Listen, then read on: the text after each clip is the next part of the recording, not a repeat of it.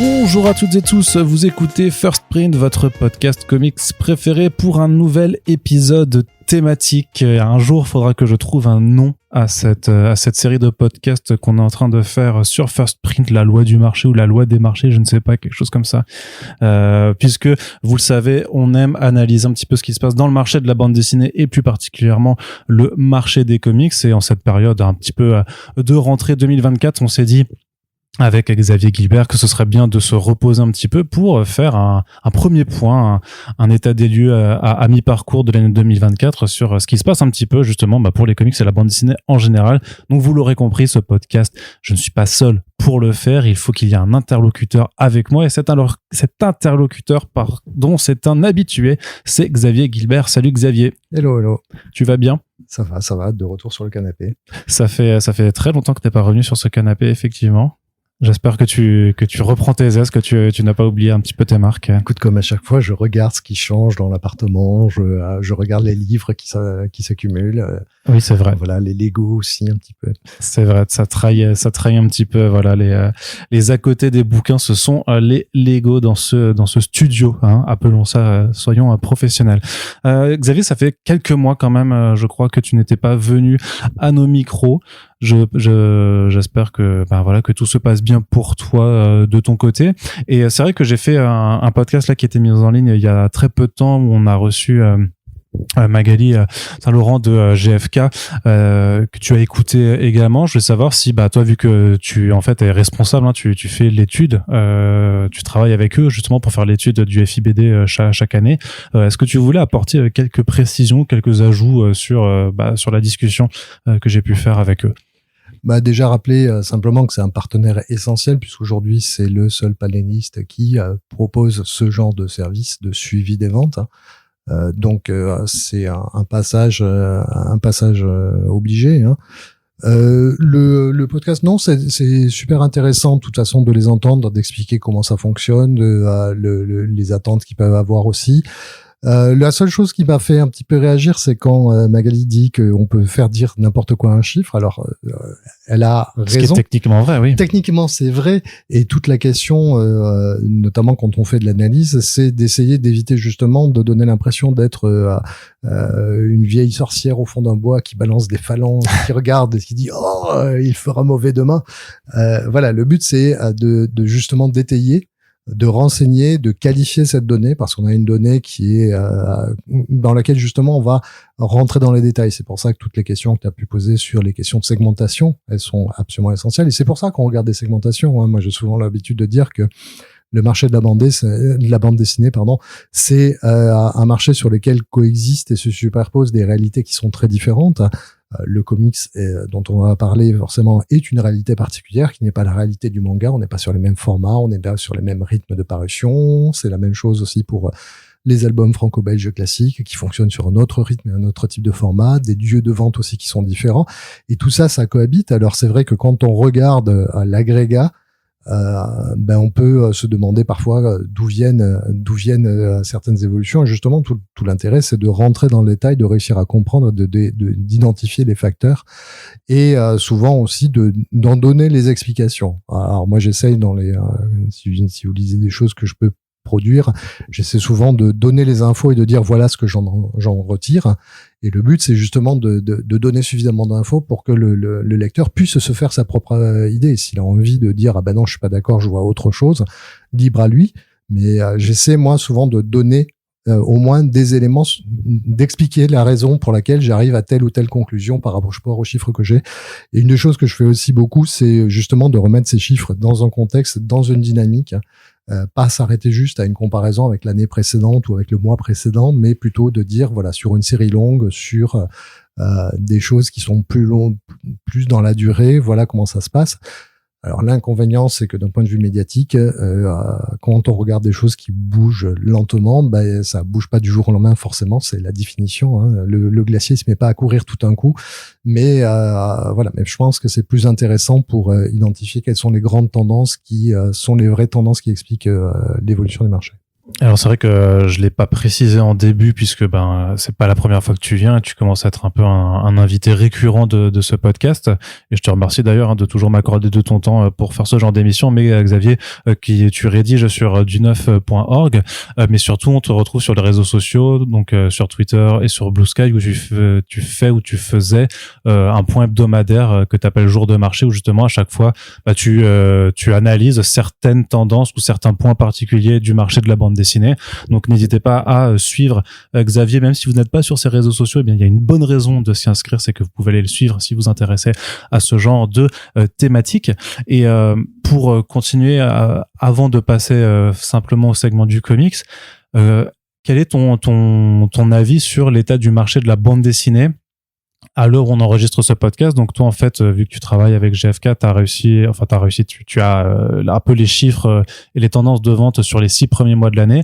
Qu'est-ce que tu peux nous dire ce qui se dégage après la présentation du début d'année au FIBD qui justement montrait qu'il y avait quand même une baisse des ventes généralisées? On était sur environ 10%, il me semble, quand même en valeur et 10% en volume et peut-être un peu plus en valeur ou quelque chose comme ça. Est-ce que c'est une tendance qui s'est confirmée sur les 6 premiers mois de l'année? Est-ce que le marché de la BD va mal ou va bien, ou est-ce que c'est plus nuancé que ça? Je te laisse un petit peu nous donner les grands axes. Alors, toute la difficulté de la présentation de janvier, c'était d'indiquer qu'effectivement, il y a un marché qui était en train de baisser. Avec 2 éléments. Le premier, c'est que c'était pas surprenant, que tout le monde s'y attendait, que donc c'était pas c'était pas quelque chose de grave, c'était pas une catastrophe ou une crise, on le savait, et que par contre, c'était une baisse qui était en train de ralentir. Alors là, quand je te dis ça, j'ai un peu l'impression d'être la couverture de Valeurs Actuelles qui dit l'immobilier, les prix de l'immobilier, l'augmentation ralentie. On est effectivement là-dessus, c'est-à-dire qu'on a eu un marché qui a eu un côté, un boom énorme, on va pas le répéter, en 2021. Oui, mais il y a peut-être des gens qui écoutent ce podcast pour la première fois. Mais donc, pour ces gens-là, et justement, il y a une chose aussi que disait, qui y avait dans le podcast avec GFK, qui était très vrai, c'est-à-dire d'arrêter de reprendre 2019 comme base de départ, parce que 2019, ça s'éloigne de plus en plus et qu'il s'est passé des choses entre-temps. La difficulté, en fait, c'est que c'est indéniable que le marché de la bande dessinée a changé, s'est transformé et que aujourd'hui, on est en train de voir la nouvelle normalité qui se met en place. Et moi, c'est ce que je vois sur ces 6 premiers mois, c'est-à-dire qu'on termine en juin avec une sorte d'atterrissage sur le nouveau niveau moyen du marché de la bande dessinée. On a eu cette grosse augmentation avec arrivée de plein de lecteurs. Donc ça a beaucoup bénéficié au marché. Derrière, il y a des gens qui ont dit bon, finalement, on reste pas. Donc ils sont repartis. Et la question, c'est de savoir combien allaient en repartir. Parce qu'on savait très bien qu'il y avait des tas de facteurs qui étaient des facteurs particuliers, à une pandémie mondiale, à un réinvestissement du livre, etc., qui ressortait. L'ouverture du pass culture. L'ouverture du pass culture, le fait aussi qu'il y avait eu un gros investissement des plateformes de streaming dans tout ce qui était le transmédia autour de propriété intellectuelle qui était basée dans la bande dessinée. Donc il y avait tout un tas de facteurs qui étaient positifs et qui venaient soutenir l'intérêt pour la bande dessinée. La question, c'est combien de gens allaient dire « Ah bah oui, en fait, ça m'intéresse et je vais continuer à m'y intéresser ». Et donc, on savait qu'il y avait des gens qui étaient arrivés et puis qui allaient dire bon, finalement, c'est pas pour moi, je m'en vais. La question, c'était combien on allait réussir à en retenir, finalement, à quel niveau, à quel palier. On savait qu'on passait un palier, mais à quel niveau il allait se situer. Ou des personnes qui sont arrivées pour quelque chose en particulier, qui ont eu ce qu'ils voulaient, par exemple leurs 75 tomes de Naruto, et qui après n'avaient pas envie de lire d'autres mangas, par exemple. Tout à fait. Et donc il y a cette question-là, et là on commence à voir les choses sont en train de se clarifier. On a cet atterrissage, on est en train de digérer cette transformation. Et on est en train justement d'arriver sur ce nouveau normal. Les choses se sont stabilisées, donc on a un marché qui a en gros augmenté, qui a pris 50% facilement et qui devrait se stabiliser autour de, comme ça, je dirais 75 à 80 millions d'exemplaires vendus par an et à peu près à 850 à 900 millions d'euros de chiffre d'affaires. Ce sont après ça va bouger éventuellement. Donc aujourd'hui, les 6 premiers mois, c'est la fin de cette descente, donc ils vont être en recul. On risque d'avoir une année qui va être légèrement en recul. Après, la question, c'est de savoir dans quelle mesure. Donc là, on est plutôt sur à date, on est sur moins 5% à peu près en termes de recul par rapport au premier semestre de l'année 2023. En valeur ou en volume? Les deux. Les deux, d'accord. Okay. En fait, on a les prix qui augmentent, mais qui réaugmentent de manière, globalement, ça bouge pas des masses.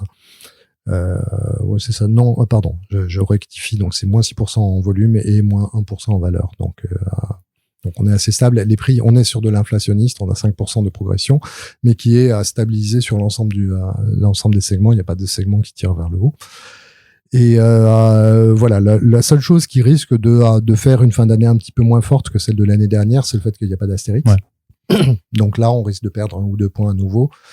Mais globalement, voilà, on devrait avoir une année qui va être légèrement en retrait, mais qui en fait correspond à l'installation d'une nouvelle base et on va pouvoir construire dessus. Sachant qu'une des choses, si on regarde de manière historique, entre 2003 et 2019, on a un marché qui fluctue, mais qui fluctue autour d'une base. C'est pas, il n'y a pas du tout le sorte de yo-yo ou d'explosion. C'est pas une sinusoïdale. Non, c'est un truc qui est assez. Si, il y a un moment où il y a le manga qui arrive qui fait une sinusoïdale, mais l'ampleur est beaucoup moins importante que ce qu'on a pu avoir là sur les années Covid. Donc voilà, donc c'est pour moi on revient à la normale et les choses vont reprendre. Après, on est toujours dans un contexte macroéconomique qui est compliqué, l'inflation est là, on sait que globalement il y a un contexte politique qui est pas évident non plus. Donc ce sont des choses aussi avec lesquelles il va falloir composer. Sachant que les dépenses de loisirs sont quand même les premières sur lesquelles on fait un arbitrage quand brusquement on se retrouve dans des situations compliquées. Oui, parce que c'est ce que tu disais, c'est que, au-delà de la politique interne à la France, il y a tout ce qui est politique dans le monde, avec la guerre en Ukraine et ce qui se passe au Proche-Orient, avec l'inflation. En fait, parce que j'avais vu je crois que c'est une étude de Livre Hebdo qui montrait que en final, par rapport à tous les prix.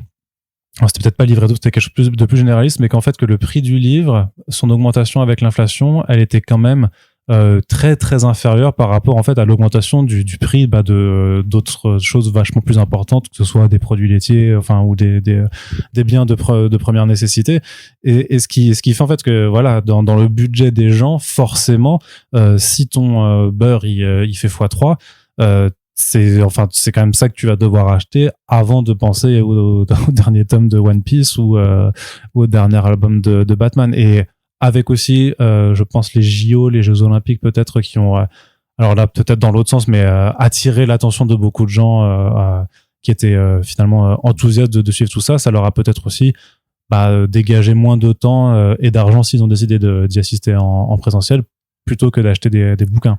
C'est clair que les retours sur les libraires, Livre Hebdo a fait des articles dessus. Ouais. Les Jeux Olympiques, ça a été un enfer pour les libraires parisiens notamment.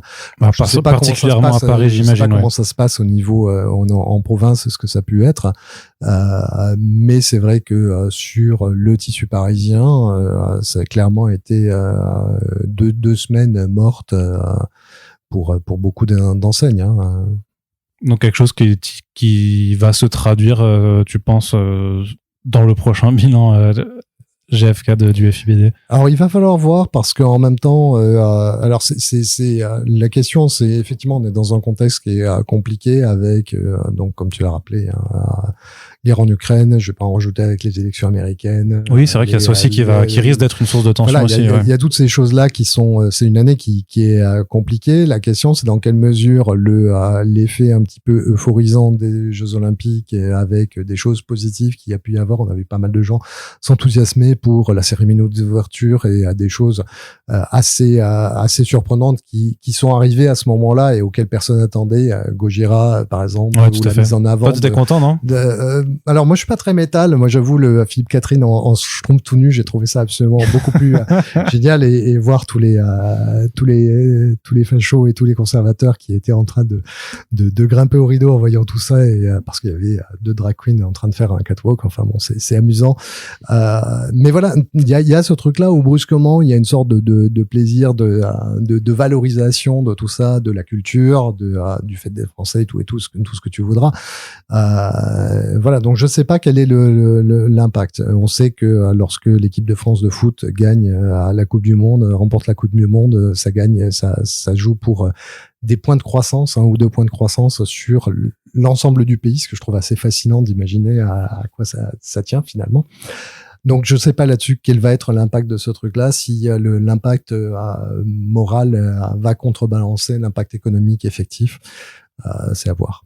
Sachant qu'il y a aussi tout ce qui est ces questions de politique d'austérité, budgétaire, qui pourra aussi avoir un autre impact sur le portefeuille des lecteurs et des lectrices. Et donc, ce sera forcément quelque chose à voir. Est-ce qu'il y a des tendances générales que t'as pu dégager dans ce retour à la normale? Est-ce qu'il y a quand même certains types d'albums qui fonctionnent mieux que d'autres? Est-ce que t'arrives à discerner ce genre de choses?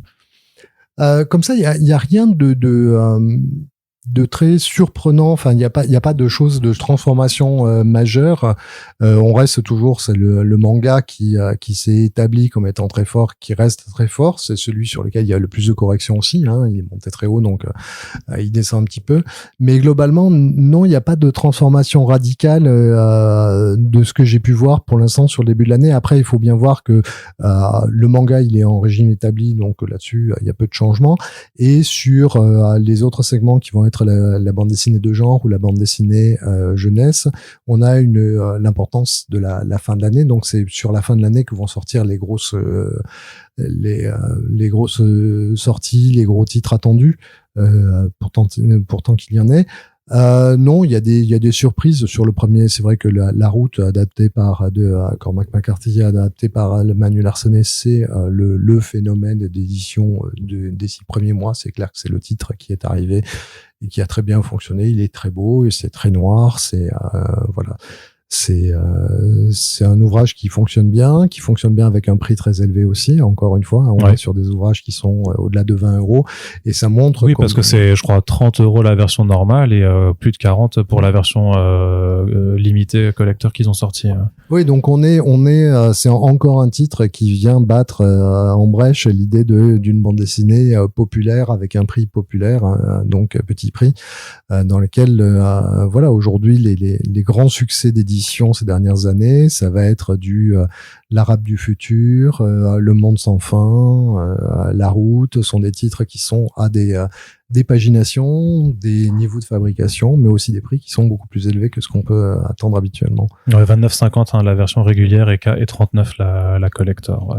Donc oui, c'est pas du prix d'entrée, c'est pas du prix accessible, mais ça c'était quelque chose que tu avais fait d'ailleurs même dans un de tes threads jour de marché, où tu t'es revenu sur cette notion de populaire pour la bande dessinée, c'est-à-dire que pour toi, à partir du moment où la bande dessinée a quitté la presse pour aller dans la librairie, on n'était plus du tout sur quelque chose de populaire dans les deux sens du terme, à la fois en termes de classe sociale qui lie de la bande dessinée, mais aussi en termes de populaire par rapport à l'accessibilité du prix. Mais même historiquement, l'album de bande dessinée, alors là-dessus, il y a Sylvain Lesage, qui est un chercheur historien, qui a fait une histoire, sa thèse était sur l'histoire de l'album de bande dessinée en France, et il y a eu, il en a tiré 2 bouquins là-dessus, il y en a un dans lequel qui s'appelle comment, tu dis? Sylvain Lesage. Ok.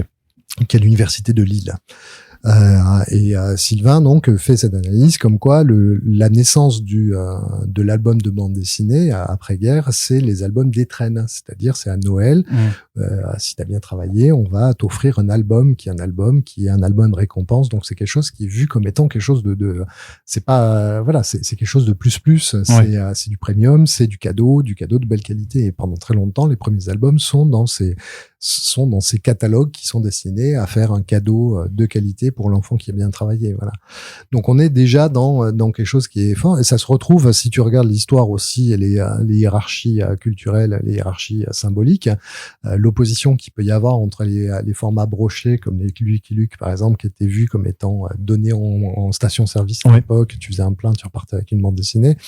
C'était du brochet, c'était mal collé, tu te retrouvais au bout d'un moment avec un portfolio avec des feuilles volantes, opposé au bel album cartonné en couleur. Il y a une hiérarchie qui était là, et donc l'album était mieux disant.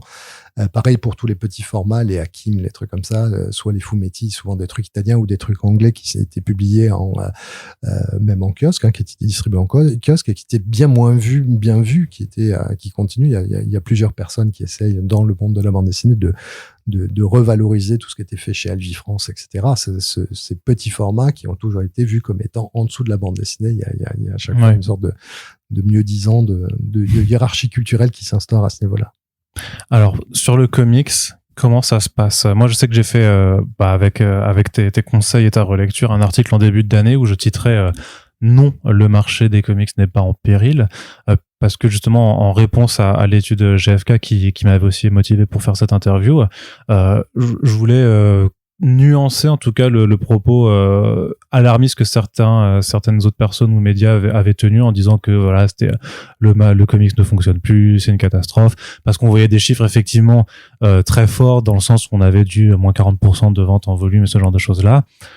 Mais qui était en fait quand tu regardais au plus proche de ce qui s'est passé, et ce que disait d'ailleurs Magali aussi, ce qu'ils n'avaient pas forcément de le faire pendant leur présentation au FIBD, était largement expliqué, en tout cas en grande partie expliqué par en fait des changements très structurels de la façon dont les comics sont proposés au lectorat, et avec notamment la disparition ou l'amenuisement en fait des collections à petit prix. Oui, mais ce sont des choses qui se confirment, c'est-à-dire qu'on continue. Non, le comics ne va pas disparaître. Par contre, il y a, on voit des transformations assez fortes. Alors, d'une part, il y a effectivement ces transformations qui sont liées à des choix éditoriaux. D'une part, Urban qui ne fait plus, qui a décidé d'arrêter notamment ses collections été. Vous avez une collection été chaque année avec des titres qui étaient, je crois que c'était 4,50€, quelque chose comme ça. 4,99€, ouais, comme ça. Voilà, ils ont fait le meilleur de Batman, ils ont fait plusieurs, il y en avait une tous les étés, puis ils ont décidé d'arrêter ça pour se reporter sur la collection Nomade avec plusieurs vagues, donc à chaque fois une dizaine de titres qui sont à des prix variables, mais disons autour de 10€, on va dire, pour schématiser. Il y en a certains à 8, certains, mais c'est plutôt 8, 10. Ouais, voilà. Je crois que c'était 5, 7, 9, et maintenant c'est 6, 8, 10, voilà. Ou un truc comme ça, ouais. Donc là, il y a ce repositionnement, et puis de l'autre côté, effectivement, les opérations Carrefour et autres GSA, enfin grande surface alimentaire, qui sont faites par Panini, qui semblent avoir un impact moins important. Disons, on a l'impression qu'il y a une forme de désengagement. Alors c'est un peu difficile de savoir si c'est un désengagement ou si c'est un manque d'intérêt. Ce sont des collections limitées qui sont faites pour un distributeur particulier, qui sont vendues essentiellement dans le réseau de la grande distribution, donc les supermarchés alimentaires, ce qu'on appelle GSA, grande surface alimentaire. Donc c'est pas Fnac, c'est pas une librairie. Et en plus, c'est spécifiquement les Carrefour, parce qu'on les trouvera pas chez Auchan ou chez Intermarché. C'est vraiment... Voilà. Et quand on regarde, donc, c'est 99,9% des ventes sont faites dans ce circuit très spécifique.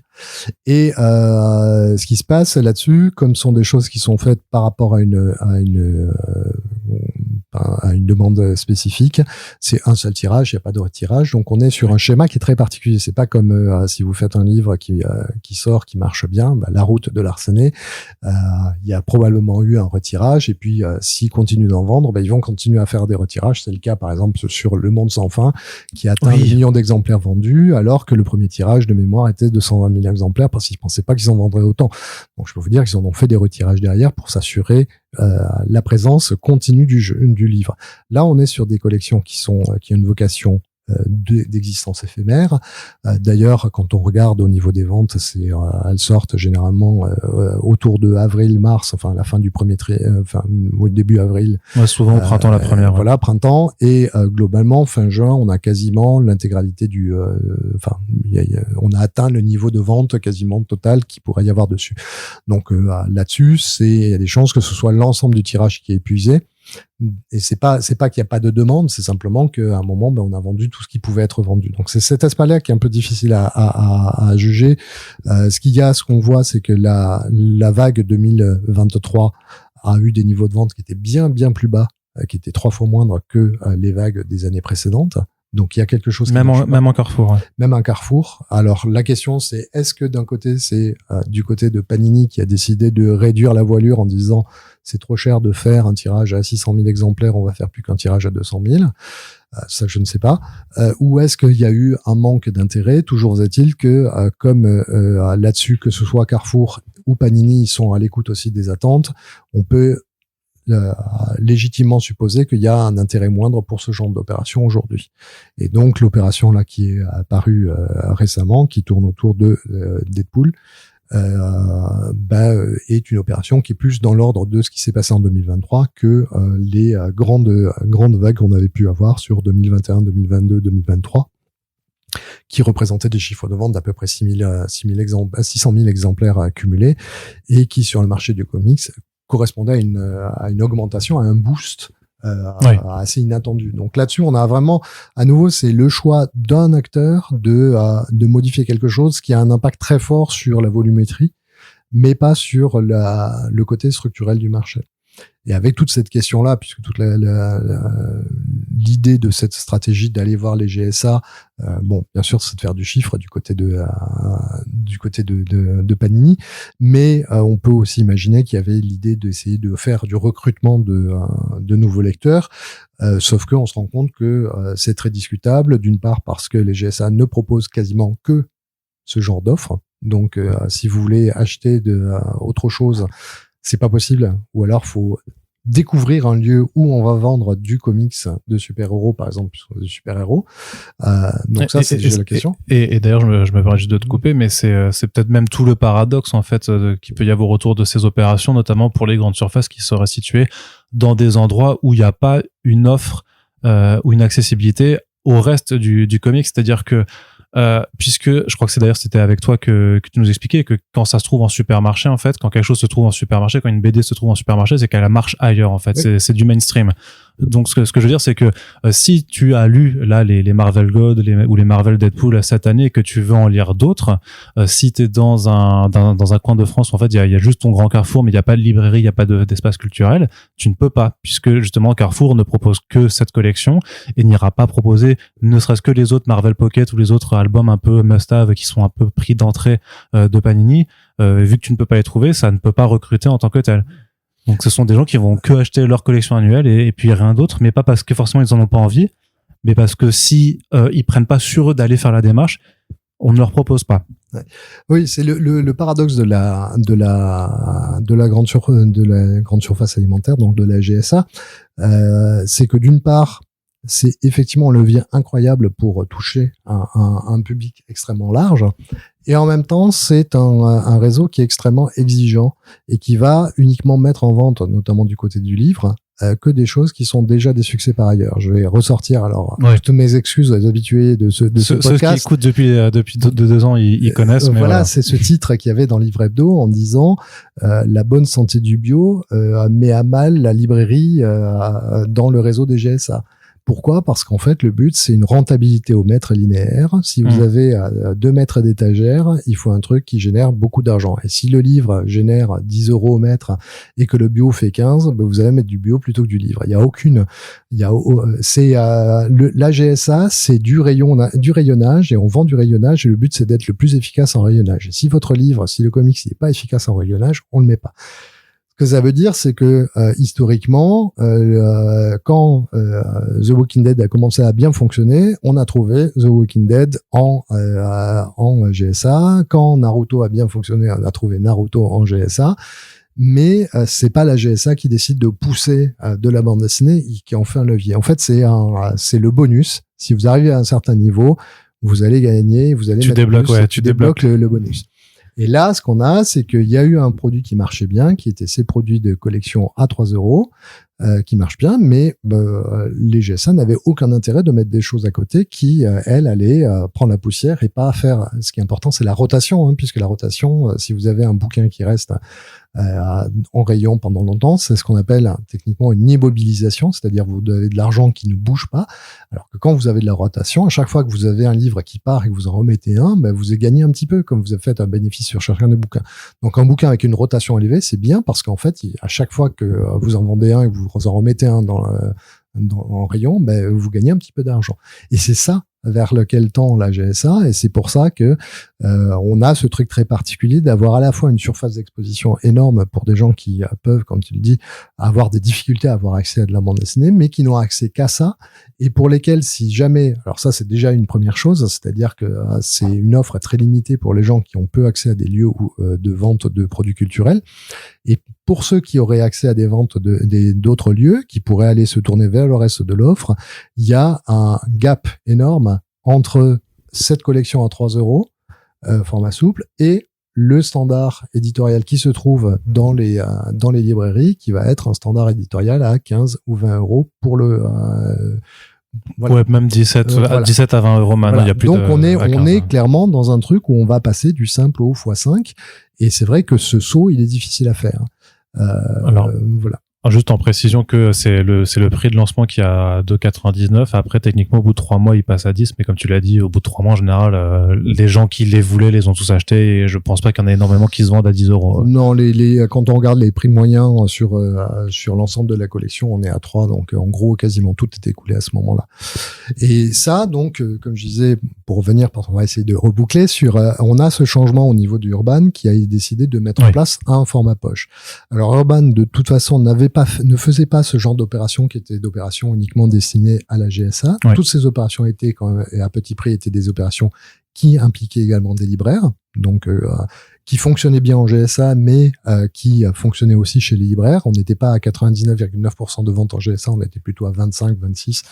Ça fonctionnait bien, mais c'était pas essentiel. Et là, qui ont décidé de se positionner sur une offre poche, qui va donc nomade, qui s'inscrit dans la durée, puisque en gros il y a une vague tous les 6 mois si je me trompe pas. Alors c'est un peu réduit maintenant. Oui, maintenant c'est peut-être plus tous les 6 mois parce que avant il y en avait un petit peu plus, mais ils ont un petit peu réduit la chronicité des vagues par rapport au départ, parce que leur but c'est pas de tout finir par sortir en nomade, et j'imagine qu'ils ont vu aussi que peut-être que, moi c'est toujours ce dont j'avais un petit peu peur, tu vois, c'est que les gens justement s'habituent à ne prendre leurs comics que en nomade, et du coup un peu comme les collections petit prix de Carrefour en fait apprennent une barrière psychologique à prendre des comics en fait au tarif de base.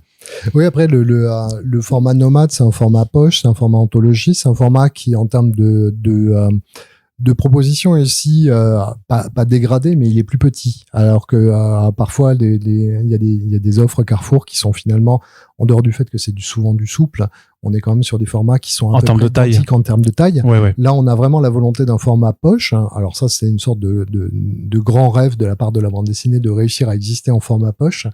Parce qu'il y en a plein qui le font. Dargo le fait. C'est nouveau. En fait, il y a eu plusieurs essais. Alors c'est toujours Sylvain Lesage qui avait fait aussi un article sur l'existence des classiques franco-belges au format poche. Il y a eu plein de tentatives durant les années 1990 avec notamment. C'est une vieille tradition en fait, une vieille rengaine. Ils ont jamais réussi, et il se trouve que là ils ont alors peut-être que c'est l'arrivée du roman graphique sur certains aspects, parce que c'est pas justement, on n'a pas du Astérix en version poche, on a plutôt du Craig Thompson, des choses comme ça qui sortent en format un petit peu plus réduit.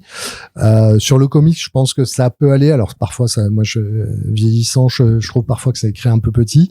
Après, je trouve que le format est assez agréable. Je sais qu'on n'est pas tout à fait d'accord là-dessus. Il me semble que t'es moins convaincu par le format. Ah non, moi ça va. C'est plus Corentin qui a des problèmes, mais plus par rapport au dessin en fait. Pas forcément pour la lisibilité des bulles, mais plus par rapport à la place que tu donnes au dessin. Après, c'est un choix. Je dirais, c'est au lecteur de faire son choix. T'es devant ça. Si tu décides là-dessus, c'est que tu décides que le dessin est peut-être pas aussi important que ça. Après, ce que je trouve intéressant, c'est d'une part, c'est une collection qui veut s'inscrire dans le temps. C'est-à-dire qu'on a des séries dans lesquelles on va sortir l'ensemble. C'est pas une anthologie, c'est pas 2-3 trucs qu'on peut avoir, une sorte d'anthologie un petit peu bricolée. Ce sont des vraies séries sur lesquelles on peut s'investir, sur lesquelles on peut donner la chance et puis avancer. Et après, jusqu'à maintenant, ce sont aussi beaucoup de choses qui sont des classiques. Il faut voir que Urban s'est lancé en 2011, si je me trompe pas. Donc il y a quasiment une quinzaine d'années, que de toute façon, il s'appuyait aussi sur le catalogue d'ici dans lequel il y avait des grands classiques, et parmi les premières choses qu'on sort, c'est quand même Watchmen, V pour Vendetta, The Killing Joke, qui sont des choses qui datent, et puis ensuite on a des choses comme Transmet, on a des choses un peu plus récentes, je pense Fable, mais Fable ça date depuis un moment. Watch the Last Man, ça doit être peut-être la série la plus récente parmi celles qui sont sorties. Ça doit être à peu près du même niveau. Je me rappelle plus quand ils avaient commencé à la prendre, ou même la rééditer d'ailleurs. Parce que je pense que ça avait déjà été tenté par Panini avant aussi. Hein. Oui. Mais donc voilà, donc on est sur quelque chose qui d'une part vise à constituer une véritable collection dans laquelle il y a des séries. Par exemple, Transmet a été terminé. Là, il y a l'intégralité de Transmet qui est disponible en 5 volumes. Et là, voilà, je pense que là c'est un repositionnement que je trouve pas mal intéressant. Et pour qui tu vois, dans le but de recruter de nouveaux lecteurs, t'as pas le saut. T'es à 10 €, si tu passes à 17, le saut il est pas de la même chose que quand tu passes de 3 à 17. Oui, clairement. Voilà. Ouais. On est aussi et même symboliquement, hein, t'es sur un format un petit peu trade paperback, petit, Rabelais, costaud. Si tu veux quelque chose d'un peu plus grand, normalement, tu trouves normal de mettre plus d'argent. C'est toujours ce côté un peu bizarre de la symbolique du papier. Hein. C'est pas le truc qui coûte le plus cher, mais finalement, si on te l'imprime en plus grande, tu seras prêt à payer plus cher. Alors qu'en fait, c'est la production de l'œuvre qui est le truc qui coûte le plus cher dans toute l'histoire. C'était en 2012, hein, la première édition de Urban, donc très peu de temps après le lancement. Et avant, il y avait eu Panini et même Semic. C'est vraiment, c'est une série qui a quand même un certain long parcours et qui est aussi terminée d'ailleurs, je crois maintenant en 5 tomes. Donc au moins ils ont l'ensemble de ces œuvres-là. Et justement, ce qui importe aussi en 2024 et sur les premiers mois de l'année, c'est que on parlait de Panini et des collections Carrefour avant, mais ils se sont aussi mis cette année à sortir un format poche. Alors ils n'ont pas complètement abandonné les collections à petit prix parce qu'il y a une collection Deadpool versus qui est sortie au mois de juillet dont on parlera sûrement dans 6 mois quand il faudra faire le bilan de l'année complète, mais qui est dans le même justement qui est dans leur format en fait qu'ils avaient déjà, qui était le Marvelverse en fait, qui était déjà des livres un petit peu en poche mais à petite pagination proposés pour découvrir des personnages. Mais ce que je veux dire, c'est qu'ils ont abandonné par contre les opérations à petit prix telles qu'on les connaissait, qui avaient commencé par le printemps des comics et qui a été revenu quand même avec notamment l'année dernière la collection Super Héroïne qui n'avait pas marché, dont maintenant on retrouve même des bundles dans les kiosques où en fait ils proposent 2 de ces albums pour une somme vraiment dérisoire, signe qu'ils ont du stock à écouler. Donc ils ont abandonné cette offre-là et ils sont passés sur le Marvel Pocket, enfin leur ligne de poche avec des vagues de 5 titres à chaque fois, 4 titres Marvel plus The Boys pour l'instant. Et est-ce que ça marche ou pas? Alors, ça juste pour revenir sur les Deadpool, je trouve marquant que j'ai l'impression, alors sauf erreur, que c'est la première fois qu'ils ont un truc qui est aussi lié à l'actualité, puisque faire Deadpool cette année, c'est pas non plus totalement innocent. Ah non, mais ça parce que avec le film, puisque c'est le seul film du MCU qui aura cette année. Ah mais c'est complètement lié. Mais il y avait pas le cas sur les précédents, puisqu'avant il y avait des grandes batailles, il y avait des choses qui étaient thématiques mais qui étaient moins liées comme ça à une actualité très précise. C'est vrai. C'est vrai, et en même temps comment dire, par rapport aux précédentes années où c'était genre les films, ou si il y avait Gardiens de la Galaxie, il y avait quoi, il y avait l'année dernière. Les héroïnes, tu peux les mettre avec The Marvels éventuellement en te disant bon, c'est pour ça qu'ils l'ont fait, mais mais c'était en début d'année alors que le film arrivait enfin. Mais après, il y a aussi. Alors que là, tu vois, t'as quand même les deux vagues. T'as la vague d'avril et la vague d'août. Et entre les deux, t'as le film qui sort. Donc, il y a quand même un truc qui est, voilà. Et puis la sortie, comme on en parlait juste avant, du Wolverine versus Deadpool en version de luxe. En de luxe à la réédition. Aussi, donc, sur la même date. Donc, il y a quand même l'idée de, cette année, c'est quand même l'année Deadpool. Mais c'était beaucoup plus simple. Parce que justement maintenant je me rappelle du programme de l'année dernière, enfin Gardiens de la Galaxie donc et The Marvel, en fait c'est beaucoup plus simple de faire une collection Deadpool par rapport au nombre de comics qui sont sortis et au nombre aussi même un peu de récits que tu peux proposer en format court, alors que Gardiens de la Galaxie au final ils ont pas eu tant de mini-séries à part. En fait il y a plusieurs longs runs, mais je pense que ce serait beaucoup plus difficile de faire ne serait-ce qu'une collection là comme la Deadpool versus avec des récits courts, parce qu'en fait eux ils ont surtout des runs, alors parfois pas des séries qui sont très longues qui font que 12 numéros, mais en fait si tu fais des albums comme ça de 4-5 numéros, en fait tu obliges forcément à aller lire la suite et après aller prendre les albums, et ce qui ne ferait plaisir à personne et qui ferait que tu aurais que des histoires incomplètes à proposer. Mais là c'est clair que pour Deadpool par contre oui, éditorialement parlant il y a quelque chose à faire, parce qu'il y a eu plein de mini-séries, il y a eu plein de petits volumes plus ou moins courts, donc tu peux faire des choses dans ce genre. Ouais. Alors pour revenir à ces collections-là, je vais peut-être parler aussi de Nomad, parce que en fait donc Nomad, moi j'ai trouvé Je trouve que sur Nomad, il y a eu un travail au niveau de la visibilité. En termes de communication, tu vois, avec les présentoirs en librairie aussi, la PLV. Voilà. En préparant ce podcast, c'est toi qui m'as dit au fait, t'as pas parlé, je voudrais qu'on parle aussi des Marvel Pocket, et j'ai fait oups. Et en fait, j'avais pas le truc m'était complètement passé à côté, alors que les Nomades j'avais vu, et ça a été très facile de retrouver la liste des différentes vagues des Nomades, alors que les Marvel Pocket, il y a une page, mais elle est cachée dans un coin et elle est moins évidente à retrouver. Alors que si tu tapes Marvel Pocket sur Comics Blog, tu n'as aucun souci à trouver tout ça. J'ai eu le malheur de chercher d'abord sur Google plutôt que sur Comics Blog. Et voilà, tu n'apprendras, le mauvais réflexe tu n'apprendras jamais de tes erreurs. Voilà. Alors sur les Nomades, il y a eu les premiers ont très bien fonctionné, la première vague a très bien fonctionné. Il faut savoir que faut avouer qu'il y a aussi du lourd dans les premiers, hein. Ils ont commencé en étant forts, puisque dans la première vague, il y a un petit Watchmen, quoi. Il y a Watchmen, il y a Killing Joke, il y a aussi les 2 tomes de La Cour des Hiboux. Qui ont très très bien performé. Le Batman White Knight de Sean Murphy. Tout à fait. Et sur le deuxième, on a V pour Vendetta, le début du Justice League, mais un Joker aussi, et donc le Curse of the White Knight qui sort à ce moment-là. Donc on est dans quelque chose. On a des gros titres qui sortent. Si on regarde la performance cumulée de chacune des vagues, on se rend compte que ça baisse un petit peu. Mais en fait, c'est normal. Pourquoi ? Parce que, comme je disais tout à l'heure, ce sont des séries qu'on va faire à long terme. Et quand on se retrouve dans la vague 5 à avoir le 5e volume de Why the Last Man, le 4e volume de Justice League, le 6e volume de Fable, forcément, on paye l'attrition qu'il y a d'un volume et l'autre. Donc, en gros, pour l'instant, moi, je trouve que Nomad fonctionne bien. On a des niveaux pour les meilleurs vendeurs qui dépassent les 8000 exemplaires, ce qui est quand même assez énorme sur le marché du comics. Faut bien se dire que quand vous passez 10 000 exemplaires sur le marché du comics en France, c'est le champagne. C'est une bonne vente, et quand vous faites des niveaux où vous dépassez les 25, c'est le caviar avec le champagne. Tout à fait. Donc, une vente moyenne et de prix qui est estimée correcte. Le chiffre médian qu'on applique, c'est 2000. On dit 2000.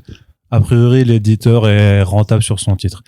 Et il n'y a pas beaucoup de titres qui font forcément 2000. Hein. Voilà. Donc sur les Nomades, on a quelque chose qui est quand même qui est très encourageant. D'autant plus que c'est des titres déjà vendus pour certains, déjà rentabilisés. Mais ça réinjecte. Il faut savoir aussi que de toute façon, on est sur un marché qui est un marché de la nouveauté. Hein. Les librairies ont du mal. Il y a une volumétrie telle qu'au bout d'un moment, les titres n'existent plus. Donc la meilleure manière pour un éditeur d'assurer la présence de son bouquin en magasin, parce que c'est la règle de base, hein, si un bon livre n'est pas dans un magasin, il ne se vend pas. C'est tout bête, mais il faut le rappeler. Et donc, c'est de réinjecter de la nouveauté dans le circuit. Donc, faire une nouvelle édition, ça le fait, et c'est une manière de remettre en avant. Voilà. Et là, l'avantage, l'effet collection a marché. Alors, va falloir voir à terme dans quelle mesure il peut continuer à se mettre en place. Il y avait effectivement les présentoirs au début. Voir comment ça existe au fil du temps. Est-ce que les libraires vont, au-delà du présentoir, décider de leur faire une étagère qui leur soit attachée. En fait, il y a des trucs tout bêtes, hein, c'est que le livre, c'est de la manutention, et la raison pour laquelle il y a eu, au début, on savait pas trop où mettre les mangas, c'est que les formats correspondaient pas au format des étagères. Il y a eu des points de vente dédiés qui sont mis en place, et en fait, toutes ces questions de format, de est-ce que ça rentre dans l'étagère que j'ai prévu pour tel ou tel segment, c'est super important. Et vous-même, vous en aviez discuté, hein, lorsqu'on avait parlé de Layla Starr ou même de The Nice House on the Lake, et le fait d'utiliser un format qui soit pas un format comics traditionnel, mais qui lui permet d'exister ailleurs, a probablement été un élément important pour le succès de ces titres-là. Je pense vraiment que c'est un côté au-delà même des lecteurs dans la passerelle que feront les libraires, c'est-à-dire qu'ils ont vu ces ouvrages. Et par rapport à l'idée que je peux me faire qu'une majorité de libraires, en tout cas, ne s'intéressent pas forcément aux comics indés quand ils sont dans le format standard comics, là ils s'y sont intéressés, donc ils l'ont ouvert et ils l'ont lu, et c'est pour ça qu'ils l'ont mis en avant aussi, et c'est pour ça que ça a participé à ce succès. C'est-à-dire que je suis presque persuadé que The Nicest on the Lake, ça sortait en format Urban Indies normal. Il y a très certainement plein de libraires qui n'y s'y seraient pas intéressés forcément, qui l'auraient donc pas lu, qui n'auraient pas kiffé, qui l'auraient pas mis en avant comme ils ont pu le faire.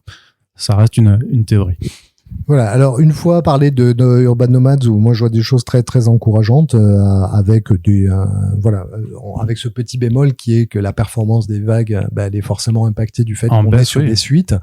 C'est vrai que le meilleur moyen de faire des ventes, c'est sortir un numéro 1. Hein, voilà. Donc ça. Mais après, ce que je te demandais, c'est que même dans la dernière vague en date, parce que là il y a la 6e qui arrive tout bientôt, qui est d'ailleurs en train d'arriver là en ce moment en fin août, puisque ça fait en fait le 2e anniversaire de l'existence de Urban Nomad.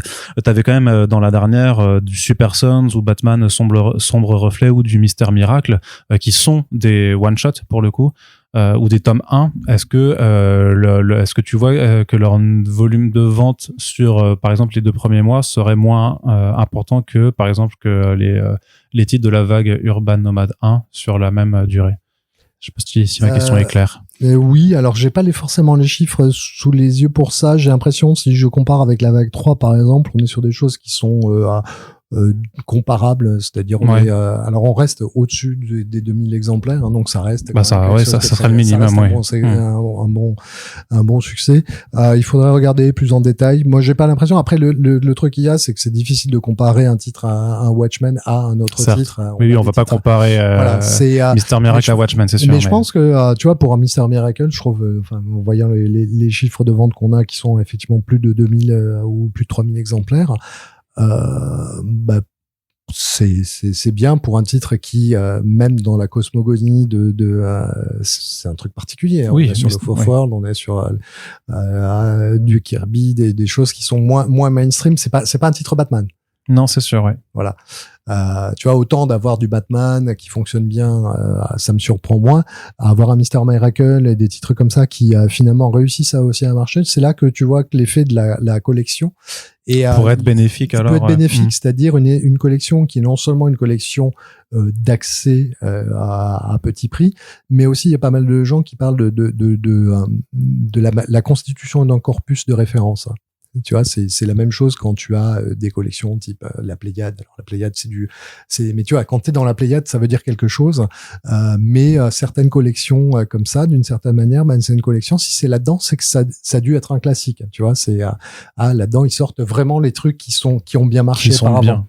Voilà. Ou juste qui sont bien, ouais. Alors qui ont bien marché, je sais pas, parce que t'avais aussi nous trois, enfin le We Three, tu sais, de Morrison et Quitely qui est génial, mais je suis pas sûr que c'est un truc qui a forcément très bien marché, mais en tout cas il y avait une volonté de l'éditeur de le mettre en avant pour ses qualités. Voilà, mais donc ça il y a aussi cet aspect prescripteur, le fait de se dire bon voilà, j'ai la collection, j'ai une étagère dans laquelle ça rentre, c'est un prix pas très cher, je vais pouvoir tu vois, t'as le double effet de non seulement c'est pas cher, mais en plus c'est une forme de prescription, et là la collection elle apporte aussi une forme de lisibilité dans une offre qui peut-être en manque un peu pour les néophytes. Et alors, est-ce que en comparaison, c'est quelque chose qui fonctionne aussi chez Panini avec leur offre Marvel Pocket? Ce qui est intéressant d'ailleurs dans ce que tu disais, que t'avais oublié son existence, mais c'est parce que ça a été aussi remarqué par les libraires et par les lecteurs, c'est que eux n'ont pas mis de PLV.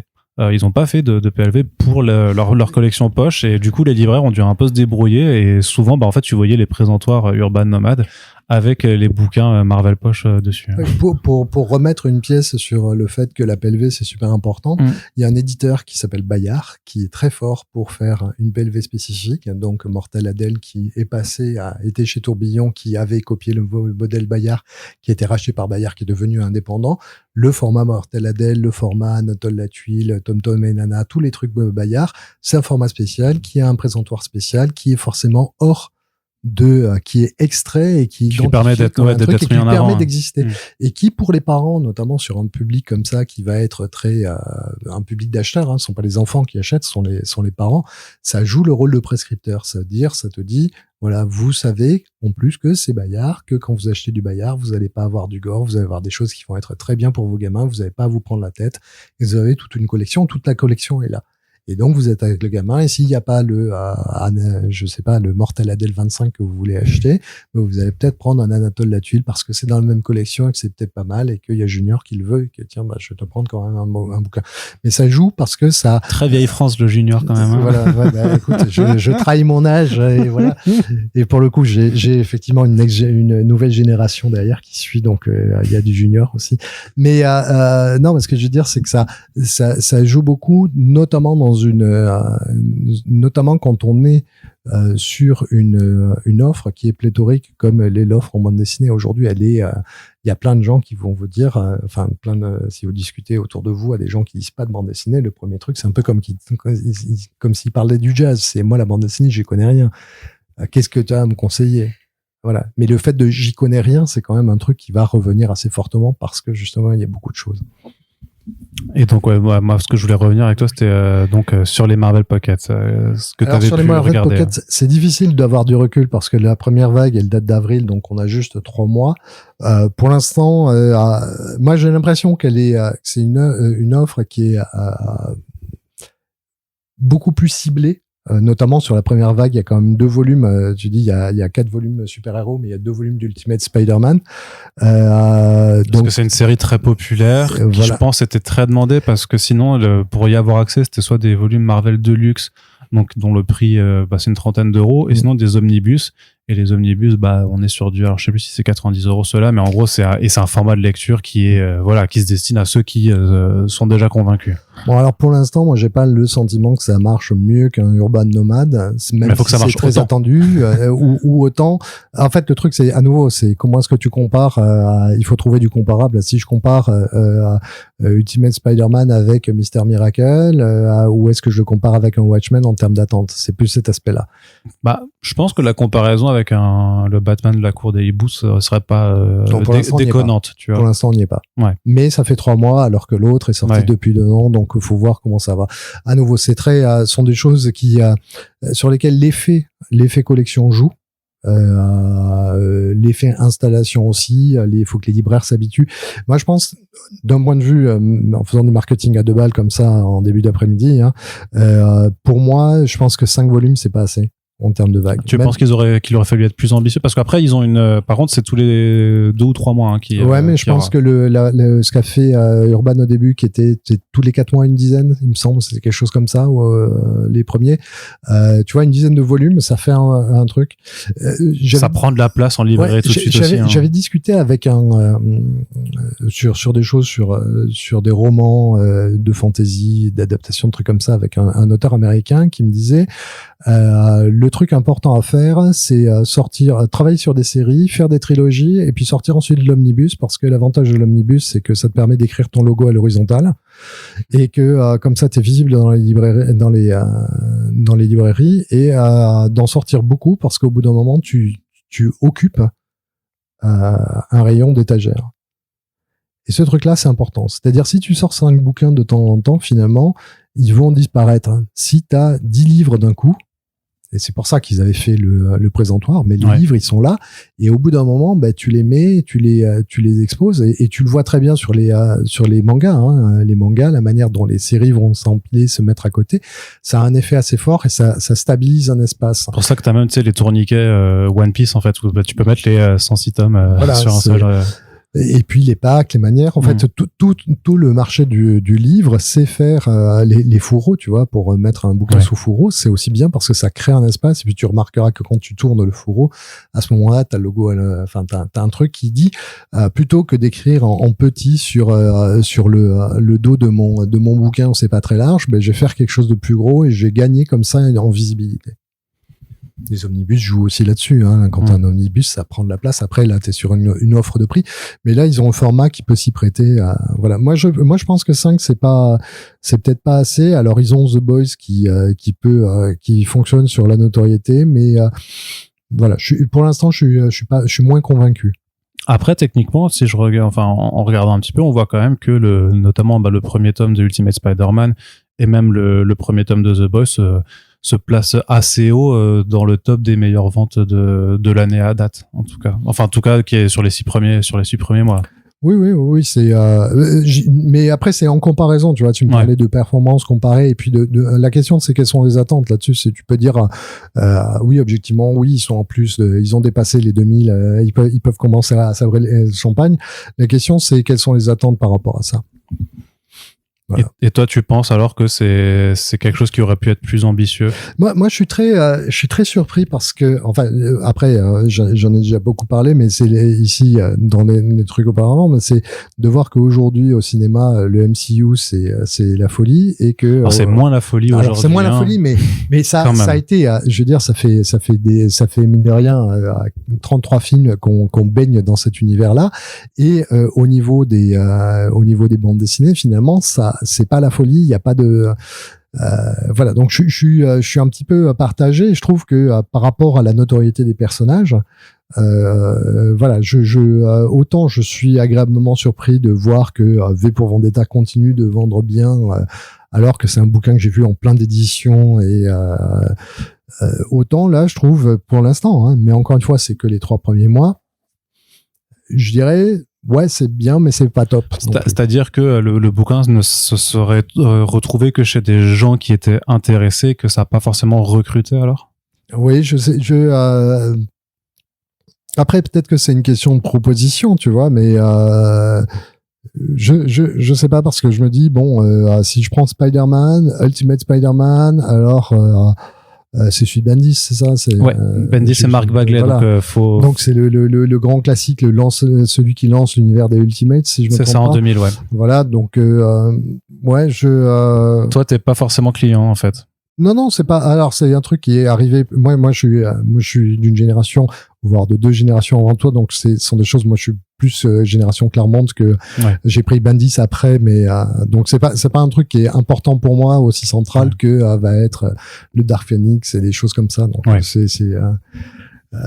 voilà, je pense qu'il y a vraiment cette histoire de génération et d'attachement à des choses qui se passent durant ta génération. J'ai lu par exemple les X-Men de Morrison, et j'ai trouvé ça bien, mais ça m'a pas transporté au point que m'avait transporté toutes les histoires de Claremont, des Of Future Past et des choses comme ça. Pour moi, c'est c'est les trucs qui me parlent moins que voilà tous les trucs avec Emma Frost pour Morrison. Voilà, c'est pas, c'est moins, ça me. Alors c'est génial ce qu'il en fait. Non, mais voilà, mais c'est pas, voilà, il y a moins de résonance à ce niveau-là. Voilà, mais ça me fait penser, là, ce qu'on dit, ça me fait penser à un autre élément dont on a parlé un petit peu avant le podcast, en fait. Mais je pense que je sais ce que tu vas dire, mais. Voilà, qui est cette question, en fait, de, est-ce que le comics est toujours mainstream ou pas aujourd'hui? Et ça, parce que par rapport parce que toi faut voler l'ordinateur de Xavier, vous aurez une mine d'informations, de data assez incroyable, mais tu fais des suivis depuis le début en fait qu'il y a GFK depuis 2003, et on voit effectivement que ce que tu m'as dit, c'était que le niveau de vente moyen des comics en fait est en train de retourner à ce qu'il était vers 2015-2016. Oui. Donc, ce qui voudrait dire, c'est que le recrutement n'a pas eu lieu alors. Alors, le recrutement, il n'a pas eu lieu.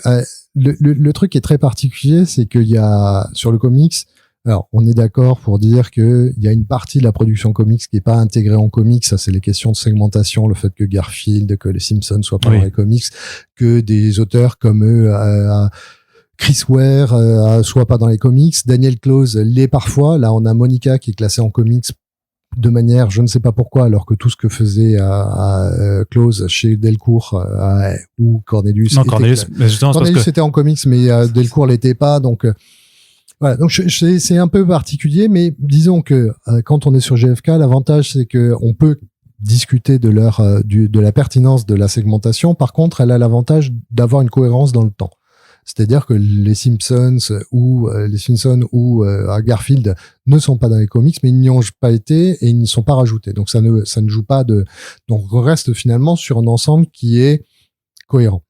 Et si on regarde cet ensemble cohérent, on voit plusieurs choses. Alors d'une part, au niveau des ventes globales de ce qui sont les comics, ce qu'on voit ces dernières années, c'est qu'on a un vrai retrait à la fois des grandes surfaces spécialisées, donc Fnac, Cultura, Espace Culturel Leclerc, de la GSA parce que il y a moins de petits prix, donc ça les intéresse moins, et librairie de niveau 1. Alors les librairies de niveau 1, très honnêtement, on s'en fout un peu, parce que la librairie de niveau 1, qu'est-ce que c'est? Ce sont les 1000 plus grosses librairies de France, mais sur la base du livre, donc la bande dessinée est moins bien représentée. Donc ce qui compte, c'est les librairies niveau 2, qui sont les librairies spécialisées. On voit que petit à petit, ça devient de très loin le canal principal de vente des comics. Tout le reste est en train de réduire. Donc, ça veut dire que ça se démainstreamise. Et si on regarde dans l'historique, effectivement, donc j'avais fait ce petit exercice de regarder les chiffres depuis 2019, donc les ventes depuis 2019. Donc, dans les meilleures ventes de comics, on a les 3 derniers volumes de The Walking Dead, parce que c'est la fin du phénomène Walking Dead.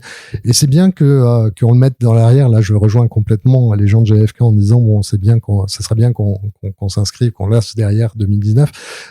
C'est vrai que The Walking Dead a été le flambeau du comics sans pour autant réussir à le faire sortir de l'ornière où il était. Ça a été même pour Robert Kirkman, en fait, les niveaux de vente de Walking Dead ont jamais été suivis sur les autres titres de Robert Kirkman. Tout à fait. Donc là, pour moi, je le répète, en tant que lecteur, il y a un manque de curiosité. Je comprends pas qu'il y a un truc qui marche tellement et que les gens aillent pas voir ailleurs. Mais bon, ça c'est autre chose. Mais donc, on a eu effectivement The Walking Dead qui donnait l'impression d'être en mainstream. Et maintenant, si on regarde les titres qui ont bien vendu ces 3 dernières années, on trouve extrêmement peu de super-héros. On va trouver The Nice House on the Lake qui est un carton monstrueux, il faut le dire. Là, vraiment, c'est champagne et caviar sans problème. Bah, ça a été des pubs dans le métro, donc clairement, voilà. Et puis, derrière, on va avoir des choses qui vont être, les vies de Leila Star. On va avoir du Avatar. Où on voit bien la licence qui joue. Et finalement, derrière... Avatar, le maître de l'air, pas Avatar Cameron. Il y a eu aussi du Avatar Cameron. Alors, ils en ont fait les deux, mais... Il y a les deux, mais il y a aussi Avatar. Ouais. Et puis des choses comme Berserker, sur lesquelles aussi on a eu de la publicité qui était hors réseau spécialisé. Donc donc on a ce truc là où finalement le super-héros, en dehors de Batman qui reste qui écrase dessus, on a des choses qui fonctionnent moins bien. Alors c'est vrai que toute l'offre Panini, elle est pénalisée par le fait qu'elle est éclatée sur plein de formats d'édition, de réédition, et donc elle remonte peu. Mais la question de est-ce que le comics est mainstream aujourd'hui, je pense que c'est cette question-là. Comment est-ce qu'on peut le rendre mainstream? On voit que dans les tops, les séries qui remontent aussi, on va retrouver The Boys qui marche bien, Invincible, ça depuis... Lock and Key, et là le point c'est l'impact de Netflix, les adaptations, Netflix ou Prime pour Invincible et The Boys, ça c'est sûr, et dans lequel on a cet impact. Et je me pose la question comme ça en discutant, de me dire, est-ce que c'est pas aussi ça qui joue au succès de Nice House on the Lake, qui d'une certaine manière correspond aussi à un format qui est proche de ce que pourrait, la série Netflix, elle s'écrit toute seule. On est sur un format, sur une proposition qui est très actuelle, qui est très Netflix compatible pour dire, mais pour lequel pour moi on est sur quelque chose qui accrèse finalement une sorte de tendance narrative aujourd'hui. Donc on voit que dans la mesure où il y a les séries qui sont adaptées par Netflix, et puis celles qui pourraient être adaptées par Netflix qui remontent avec ce nouveau format. Après, c'est pas du tout pour enlever les qualités du truc. Non, mais je vois ce que tu veux dire dans le côté que c'est quand même un concept. Enfin, c'est une série qui a son concept, qui est quand même fort. C'est personnes qui se connaissent pas réunies par un ami en commun, et dont on annonce en fait que le monde s'est effondré tout autour d'eux. Qu'est-ce que tu ferais dans ce cas-là? Oui, il y a quelque chose de très high pitch en fait, mais accessible en fait. C'est pas les Invisibles de Grant Morrison, c'est pas perché comme ça. Et je vois un petit peu le côté fiction de genre très mainstream en fait qui se dégage de cette œuvre-là par rapport à, même si on prend le même auteur, par rapport à The Department of Truth, qui est moins accessible dans ses grandes lignes, et aussi moins accessible graphiquement parce que le dessin de Simmons est moins joli entre guillemets. Moi j'adore, mais moi je suis un fan, et tu vois, je pensais aussi à The Black Monday Murders par exemple, qui est le même genre de truc, très high concept, très un peu barré, qui très aussi mais là, qui souffre d'être en pause, mais qui souffre d'être en pause depuis 10 ans. Mais disons que là on a quelque chose qui peut rentrer dans ce même genre de choses. Et peut-être que c'est là aussi, de dire ok, on a le super-héros, c'est une chose, et ce côté-là, de cet angle-là, il y a aussi des choses à travailler. Après, à la faveur des super-héros, pour parler des super-héros aussi, il faut quand même dire quelque chose.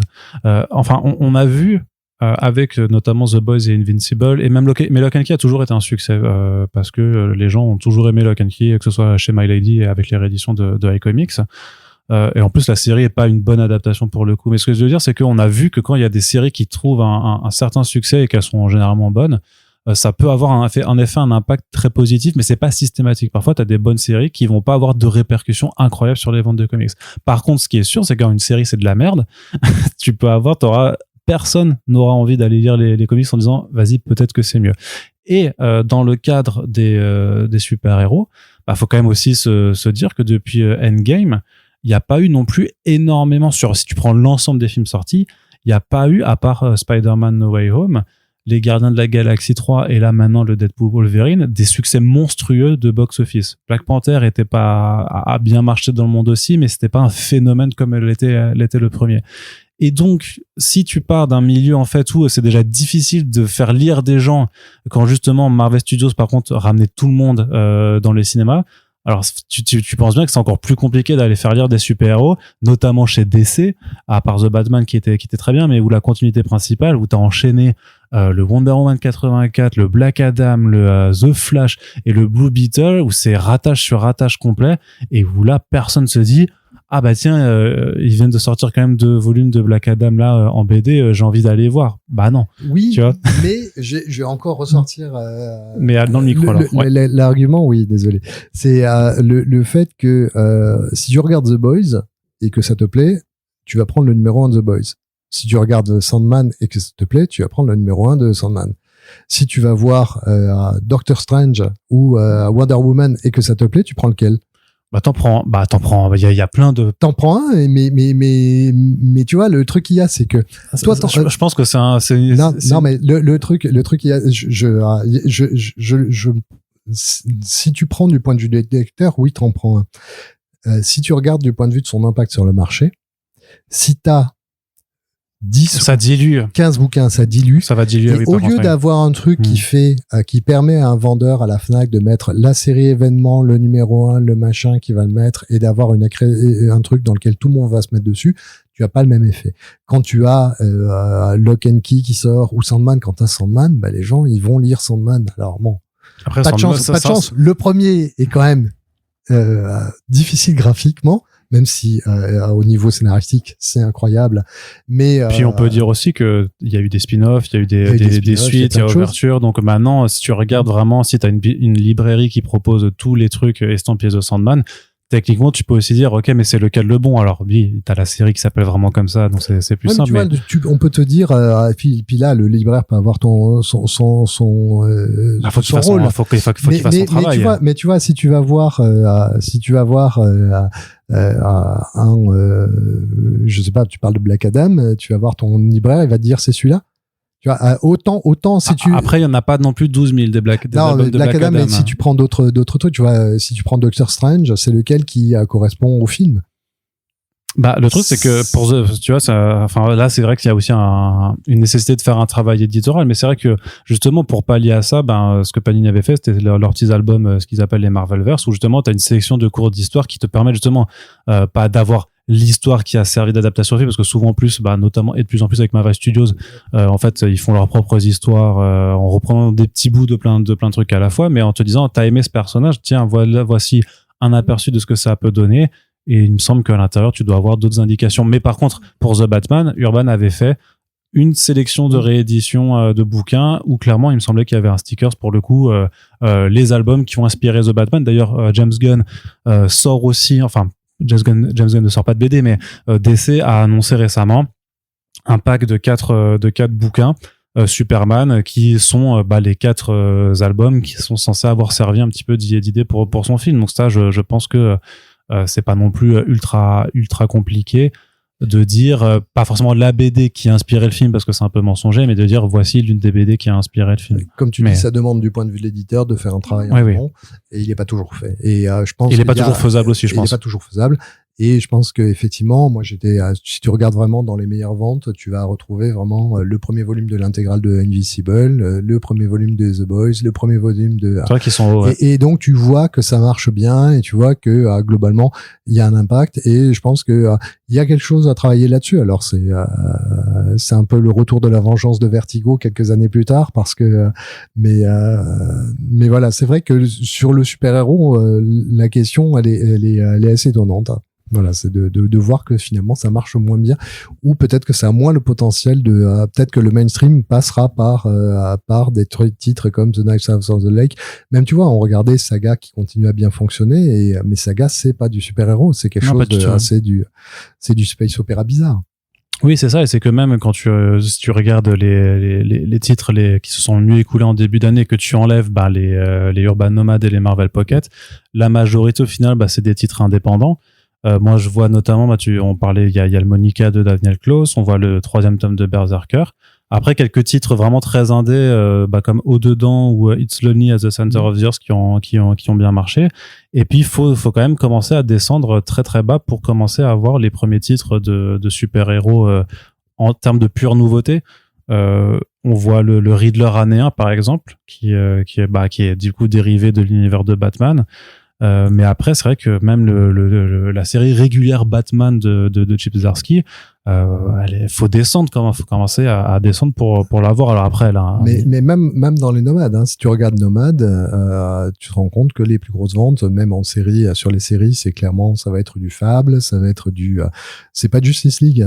Oui, t'as la cour des hiboux qui fonctionne bien, mais c'est pas systématiquement, c'est pas systématiquement du super-héros. Et ça pose cette question-là. Ça montre que il y a un potentiel dans le comics d'aller chercher plus large, mais peut-être pas tant sur les super-héros que sur d'autres aujourd'hui. Et The Knives on the Lake est la preuve magistrale de ce truc-là. La parfaite illustration. Ouais. La parfaite illustration. Mais alors, est-ce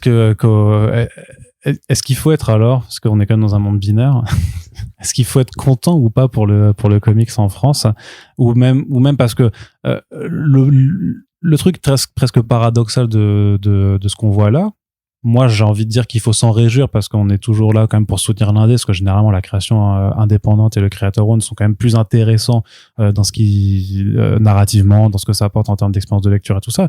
Mais ce qu'on est en train de dire, c'est que ce qui représente quand même, on va dire, les 2/3 de la production américaine, au final, ne se retrouve pas du tout dans ce qui est les ventes en France, parce que moi j'ai quand même l'impression que qu'il faut pas non plus se laisser trop berner par le top des ventes, parce que le top va te montrer en fait les 10 indés qui ont méga marché. Et ça oublie qu'en fait la proposition indé en France elle est très forte, et qu'à côté de ça on a quand même beaucoup entendu toutes ces dernières années qu'il y a plein d'indés qui sont effondrés. Moi je me rappelle de Sullivan qui me disait que le Immortal Surgeon de Joe Kelly et Ken Nimura, donc ceux qui ont fait Kill Giants, qui est une très bonne vente en France, sa première semaine c'était genre 200 exemplaires quoi, ce qui est et quand tu démarres à ça tu vas jamais tu vas vraiment pas aller très loin. Et j'ai envie de te dire que 200 exemplaires pour certains c'est énorme. Ouais mais du coup mais en fait, là en l'occurrence c'était pas le cas. Est-ce que ces grands succès d'indé vont faire oublier que en fait c'est juste un arbre qui cache une énorme forêt d'indé où tout le monde se casse la gueule, et qu'à l'inverse, et je finis ma phrase, le fait que les super-héros n'apparaissent pas dans le top cache le fait qu'en fait ils sont la masse globale de cette forêt, avec ce niveau de vente, tu sais, à 2000 et quelques exemplaires, mais qui permet en fait que le système dans son ensemble fonctionne. Alors si tu veux pas une structure comme ça, faut pas faire du livre. Le livre, c'est toujours... Moi, je n'en fais pas. Non, mais ce que je veux dire, c'est que ou s'intéresser à un marché de produits culturels. Le produit culturel, c'est toujours quelques trucs qui vendent beaucoup et plein de trucs qui vendent pas du tout. Ouais. C'est la base, c'est comme ça, c'est comme ça que ça fonctionne, c'est une réalité. Et la question derrière, je reviens à cette idée de plusieurs réalités qui se superposent, c'est-à-dire que tu vas avoir des gens qui sont très contents, qui font des trucs qui sont tirés à 50 exemplaires, qui vont les vendre à 50 exemplaires, et c'est tout. Et ça leur suffit. Et puis, il y a des gens qui sont sur une échelle plutôt industrielle, qui ont envie de dégager des bénéfices pour faire fonctionner une entreprise pérenne dans laquelle ils achètent des droits et tout. Enfin, voilà, tout ce genre de choses. Et ces gens-là, ils ont besoin d'arriver à un certain niveau de vente, et que s'ils sortent un truc et qu'ils en vendent que 2000, ça va être une catastrophe industrielle pour eux. Si Astérix sort demain et qu'ils vendent 500 000 exemplaires, c'est une catastrophe pour eux. Ça a beau être le premier titre de très loin de l'année, c'est une catastrophe industrielle parce que eux, ils sont calibrés pour vendre 1,5 million. Il faut toujours jamais oublier le tirage. Et d'ailleurs, le truc de Astérix, c'est que ils ont changé de scénariste parce que globalement, ils avaient perdu 10% de ventes en l'espace de quelques années. Donc, c'était important pour eux d'essayer de trouver un moyen de redynamiser le machin. Donc, faut voir ces attentes, les attentes et les échelles derrière lesquelles l'économie, les attentes qui sont générées par l'économie dans laquelle tu te places, elle est importante. Un auteur qui fait un truc tout seul, qui génère son truc tout seul et qui arrive à vendre 500 exemplaires de son bouquin fait à la main, mais qui lui permet de vivre, il est très content s'il est juste capable de faire 500. Et s'il en fait 1000 et qu'il se retrouve avec 500 sur les bras, parce que de toute façon, ça parle pas à des gens, tu vois, c'est toute la question en plus, c'est que t'as des bouquins, c'est pas la question, j'ai beaucoup parlé ici souvent de l'élasticité des prix. C'est pas parce que tu vas faire un truc moins cher que ça va se vendre plus. Parfois, c'est simplement que le potentiel il est limité parce que ça intéresse pas forcément tout le monde, ou parce que simplement le prix est aussi un élément qui est moins important pour ces gens-là. Et quelque part, on le voit même, j'ai envie de dire, avec les nomades, en fait, parce que le fait c'est que, et là, c'est la porte ouverte aux évidences, mais le Watchmen se vend très bien dans ce format-là, pas seulement parce que il est à petit prix, parce qu'il y a déjà plein de Watchmen qui se sont vendus, mais parce que Watchmen, c'est quelque chose qui intéresse tout le monde. Et à l'inverse, le Justice League, tu disais que, on le voyait pas très haut, mais parce que Justice League en tant que tel n'intéresse peut-être pas autant de monde, même quand c'est proposé à moins de 10 balles le tome. Voilà. Donc après, le fait qu'il y ait des titres qui marchent bien, des titres qui marchent moins bien, c'est malheureusement la manière dont fonctionne le marché, et c'est là qu'est le besoin du talent d'un éditeur, d'être capable à la fois de faire exister des livres, même s'ils se vendent pas trop, parce que c'est important pour eux que ces livres existent, parce que ce sont des livres qui vont toucher certains lecteurs, qui vont permettre un dialogue entre auteur et lecteur, dont on estime qu'il a une importance. Donc ça, c'est le côté noble du fait d'être éditeur, et de s'assurer une pérennité commerciale, économique, en ayant des titres qui vendent bien et qui vont permettre de faire tourner la machine. Ça, c'est la version positive. L'autre version, c'est, si on est purement sur du économique, c'est de réussir à faire un PNL qui est équilibré, dans lesquels les ventes générées par les meilleurs vendeurs compensent ceux qui vendent moins bien, et ton objectif, c'est pas de continuer ce truc-là plus ou moins vertueux, c'est au contraire d'avoir que des bons vendeurs et d'éviter les moins vendeurs. Donc c'est juste cet aspect-là. Il y a des éditeurs qui vont être dans cette idée de on va soutenir tous les titres et on va les aimer tous de la même manière. Et il y en a beaucoup comme ça, qui sont passionnés et qui trouvent que tous les bouquins qui sortent sont géniaux, et qui sont très tristes que certains marchent moins bien que d'autres. Et puis il y en a d'autres qui sont juste sur un tableau Excel en disant celui-là il vend pas, on arrête, c'est tout. Voilà, c'est à nouveau des réalités qui cohabitent, qui sont différentes, et qu'il faut pas tout traiter de la même manière. Oui, tu peux, et parfois, j'imagine, tu peux avoir un peu des deux avec un éditeur qui aime son bouquin, mais qui est aussi très pragmatique et qui va pas le poursuivre si ça ne marche pas. Voilà, mais tu peux avoir aussi un éditeur chez un grand, chez Panini ou Urban, qui sort un bouquin en disant c'est un bon bouquin, mais je sais que de toute façon, on va pas en vendre 10 000 et des 100, et autant du prochain titre Batman, je vais en tirer 50 000, mais celui-là, je vais faire à 5 000 parce que je sais que même en faisant 5 000, j'en aurai 2 500 qui me resteront sur les bras. Ouais. Mais simplement, en faisant 5 000, je le plombe moins, tu vois. Ouais. Donc, il y a cet ajustement aussi qui se fait. C'est une forme d'avoir conscience des réalités du marché qui est, en fait, juste bien faire son travail. Voilà, tout à fait. Et c'est aussi parce que, tu disais, voilà, les gens achètent du Watchmen aujourd'hui parce que c'est Watchmen et que il y a eu plein de Watchmen et que, mais la qualité d'un catalogue et la qualité ça se travaille. C'est-à-dire même il y a plein de livres qu'il peut être important d'avoir au catalogue même si personne les lit. C'est atroce, mais la Pléiade fonctionne beaucoup là-dessus. La Pléiade a un impact important. Tout le monde achète. Il y a plein de gens qui achètent des bouquins de la Pléiade. Pas tant que ça, mais voilà. Je suis pas sûr que tous les lisent. Il y a beaucoup de livres qui sont là juste parce qu'ils ont une importance culturelle, etc. Enfin, il y a tous ces éléments. On est sur des choses sur lesquelles la question économique ou la question, il y a plein de couches supplémentaires qui se mettent dessus. C'est pour ça qu'on en a parlé plusieurs fois. Le côté c'est pour ça qu'on le rapport à la page, on s'en fout complètement. C'est totalement, c'est un facteur. Le prix du bouquin est un facteur parmi plein d'autres facteurs qui sont très difficiles ils sont pas quantifiables directement comme ça. Est-ce que d'ailleurs, parce qu'on parle, vu que tu parles du prix du bouquin, c'est une question qu'on avait aussi, mais est-ce qu'on a, parce que c'est vrai que dans le rapport de GFK, on voyait en début d'année que le prix des comics en moyenne avait augmenté de 28%, ce qui ne veut pas dire que tous les bouquins avaient pris 30% plus de prix, mais c'était justement, on l'explique aussi parce que il y avait la disparition des bouquins à petit prix d'un côté, mais aussi qu'en fait, tu vois quand même une augmentation du nombre de bouquins plus chers aussi qui sont vendus. Oui, alors là, il se trouve qu'avec le deuxième trimestre et la sortie de l'opération Carrefour, les prix sont repartis à la baisse, donc on est finalement sur quelque chose qui reste assez stable. Sinon, oui, il y a à la fois deux effets. Il y a l'effet de l'inflation qui est que le papier coûte plus cher et que mine de rien, beaucoup d'éditeurs ont augmenté leur prix, donc forcément mécaniquement, il y a puis le papier, le transport, l'impression, l'électricité, tout ça. Il y a tout l'ensemble se rajoute. Donc on a cet élément-là. Et puis l'autre élément, c'est effectivement les questions de pagination, c'est-à-dire que oui, on a plein de formats qui sont des formats très élevés, même si on reste quand même sur deux standards aujourd'hui qui sont en fait, avant on avait deux standards qui étaient le standard à 3 €, puis le standard autour de 17-20. Maintenant on a un petit standard autour de 10 qui est en train d'émerger. Et on voit le pic des ventes réalisé autour de 3 € qui est en train de baisser, lié à la baisse de ces choses-là. Mais oui, sinon, comme on parlait du Wolverine Deadpool qui sort en version de luxe, etc. En Marvel de luxe, ouais. Donc on est sur des formats qui sont à des formats très élevés avec des 35, des prix plus élevés. Donc oui, il y a cette possibilité-là. On est aussi sur un public qui a un public, si t'as un public de connaisseurs, qui a un public qui investit, on sait aussi. Alors ça, c'est un truc, on a beau parler de la bande dessinée populaire, ça reste quand même un lectorat CSP+. Le comics est un segment qui est le segment le plus âgé dans les segments au niveau des lecteurs. On est sur des lecteurs qui sont généralement masculins et plutôt âgés, donc dont on peut estimer qu'ils ont un pouvoir d'achat supplémentaire et pour qui ils vont être capables d'aller dépenser justement, acheter des livres qui sont un petit peu plus chers. Donc ça joue aussi. Mais ça veut dire, ça c'est peut-être le plus inquiétant dans un sens en fait, que si ce lectorat ne se renouvelle pas, à un moment ou à un autre, même les plus jeunes d'entre nous, ils seront plus là, quoi.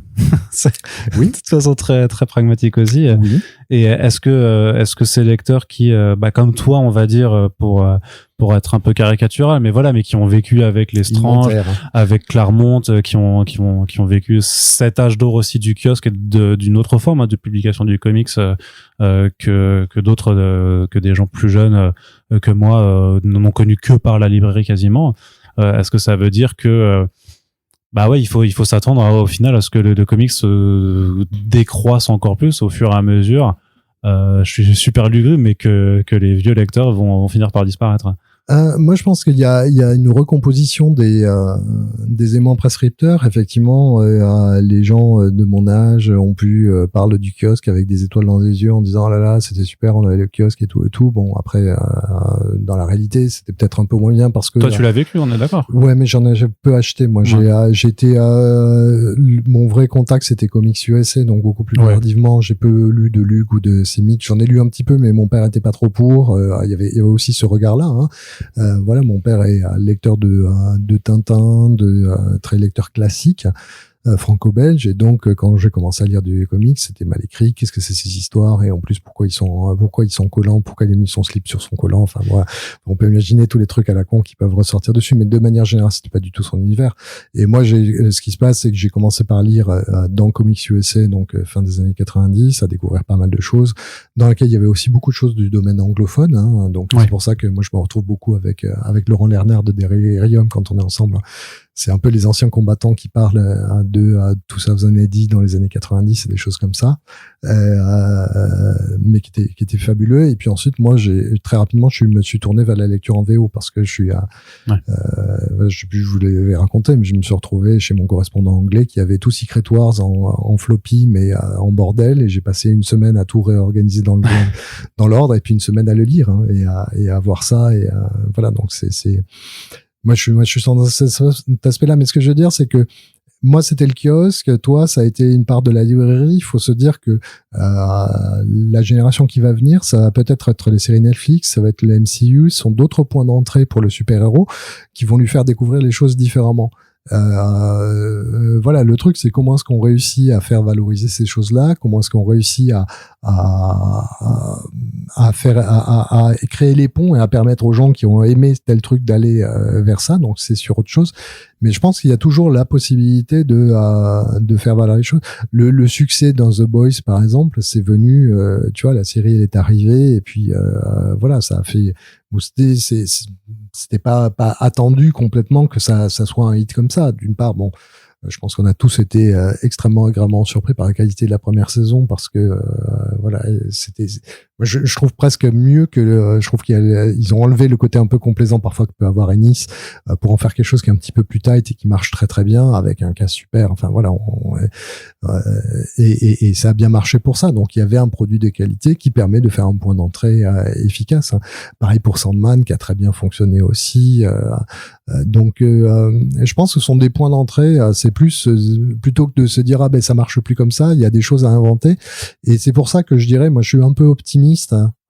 Je pense qu'il y a des choses qui vont disparaître ou il y a des choses qui vont changer de fonctionnement. Est-ce que tu as des idées là c'est la partie où on n'est plus dans tes analyses chiffrées mais sur l'ouverture où effectivement c'est plus vraiment de ta propre conception, tes propres idées. Moi je pense que ce qui se passe avec Nomad, moi j'aime bien la collection et je trouve qu'il y a quelque chose de bien à la fois en termes de créer un point d'entrée. Je te dis, comme je disais tout à l'heure, l'idée d'avoir un corpus de référence. Moi très honnêtement, voilà, mes fils lisent principalement du manga. Ils sont ouverts, hein, ils lisent pas mal de choses, mais pour l'instant, le comics, ils se sont pas mis. Et je me dis que pour mon aîné qui va avoir 14 ans, il y a des titres que j'aimerais lui faire découvrir. Voilà. Et que, tant qu'il a pas le temps de lire tout ce que j'ai en anglais, un truc dans Urban Nomad, il y a des choses où je me dis tiens, ça pourrait être bien de lui faire lire, tu vois, du Fable, je me disais Why the Last Man, mais pas du super héros quand même. Si, je pensais à du Watchmen, Watchmen c'est des choses de cet ordre-là, mais peut-être en super héros aussi parce que voilà, je pense qu'il y a des choses qui peuvent l'intéresser, mais donc là oui je me tournerai, cet aspect-là de transmission pour moi il est voilà, j'y vois une utilité. Sur la suite, je pense, je te dis, il y a effectivement, on a une perte de mainstream qui est un peu étonnante. Alors peut-être qu'elle est due aussi à une forme de super-héros fatigue. Hein. Je veux dire, du Marvel, on a bouffé d'une certaine manière, tu vois. Cette année, de se dire que Deadpool et Wolverine, c'est le seul film MCU de l'année, ça fait ah oui, c'est vrai. Ah, c'est bizarre. On a tellement l'habitude que finalement. Il fait 1 milliard. Donc c'est pour ça qu'à mon sens, et pareil, l'an dernier, le troisième Gardien a fait 860 millions. Et à mon sens, ça montre que les gens sont pas fatigués des super-héros. Les gens sont fatigués des mauvais films de super-héros. Et c'est pour ça que j'ai une théorie, enfin pas une théorie, mais à mon sens, 2025 sera décisif pour les super-héros. L'été prochain, t'as Fantastic Four et Superman. C'est le premier super-héros de l'histoire avec les héros qui ont ouvert la réinvention de l'univers Marvel dans les années 60. Si les deux films sont bons, ça peut créer un appel, clairement.